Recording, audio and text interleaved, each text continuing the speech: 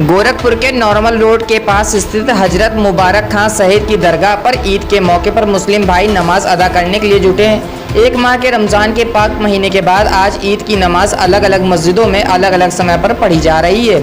हजरत मुबारक खां शहीद की ईदगाह पर सुबह 8 बजे से नमाज पढ़ी गई। इस दौरान मुस्लिम भाइयों के साथ बच्चों ने भी अल्लाह का शुक्र अदा किया और अमन और शांति की दुआ मांगी। ईदगाह पर नमाजियों की भीड़ साफ नजर आई। पूरा ईदगाह नमाजियों से भरा रहा। ईदगाह के अंदर से लेकर ईदगाह के बाहर भी लोगों ने नमाज अदा की।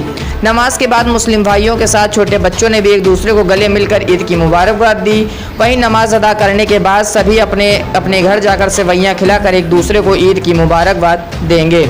ईदगाह के सामने नमाज के बाद बच्चे खिलौने खरीदते भी नजर आए। नमाज के बाद ईद की खुशियां बच्चों के चेहरे पर साफ झलकती नजर आई। इस अवसर पर नमाजी अनवर हुसैन ने कहा कि रमज़ान के पाक माह के पूरा होने के बाद अल्लाह ईद का दिन खुशियों के साथ हमें तोहफा में देता है। सभी हिंदू मुस्लिम भाई ईद के मुबारक मौके पर एक दूसरे के साथ मिलकर खुशियां बांटते हैं। हजरत मुबारक खां शहीद ईदगाह को कालजयी रचनात्मक मुंशी प्रेमचंद की वजह से भी पूरी दुनिया में जाना जाता है। उन्होंने कहा कि इसी ईदगाह पर उन्होंने कालजयी रचना ईदगाह को लिखा है, जो कहानी पूरी दुनिया में प्रसिद्ध है।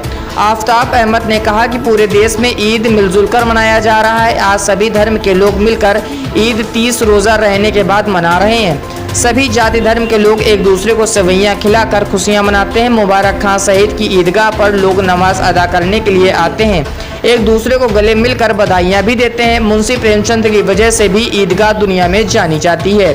ईदगाह कहानी भी उन्होंने इसी को ध्यान में रखकर लिखी थी। दूर दूर से लोग यहाँ पर जियारत करने के लिए आते हैं।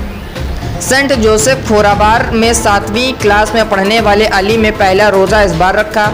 वे अपने भाई आरिफ के साथ मुबारक खां शहीद ईदगाह पर नमाज पढ़ने के लिए आए हैं। वे कहते हैं ईद के मुबारक मौके पर वे काफ़ी खुश हैं। वे यहाँ पर नमाज अदा करने के लिए आए हैं। घर जाकर वे ईद की खुशियाँ मनाएंगे। एक दूसरे को ईद पर सेवैयां खिलाकर अमन का पैगाम भी देंगे। आरिफ भी भाई के साथ नमाज पढ़ने के लिए आए हैं। वे कक्षा 3 में पढ़ते हैं। वे बहुत खुश हैं। वे आज सेवई और छोला खाएंगे। उन्होंने अल्लाह ताला से दुआ भी मांगी है। देखिए, जब माह रमज़ान का जो मुक़द्दस महीना है, ये बहुत ही पाक महीना है। आदमी मुसलमान जब 30 दिन लगातार रोज़े रखता है, लोगों की मदद करता है, हर बुराइयों से बचता है, नमाज अदा करता है, कुरान शरीफ की तिलावत करता है, तो अल्लाह ताला उस खुशी में हम लोग को ईद जो है गिफ्ट के तौर पर अता करता है।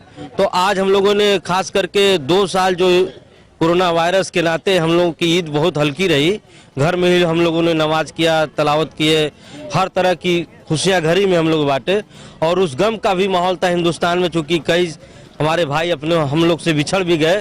तो आज खास करके बहुत खुशी का दिन है कि 2 साल बाद हम लोग ईदगाहों में आए हैं और सभी लोगों को मिलकर मुबारकबाद दे रहे हैं, खुशियाँ मना रहे हैं। और ख़ास करके हिंदुस्तान जो हमारा मुल्क है, इस समय तमाम खाई बढ़ गई है, कुछ राजनेताओं के चक्कर में, कुछ चंद लोगों के चक्कर में। तो हम लोगों ने दुआ किया कि जो खाई है, जो हमारे भाई हैं, जो 4 हिंदू मुसलमान सिख ईसाई जो 4 जो भाई हैं, ये जो बिछड़ रहे हैं, अल्लाह ताला इनको एक कर दे।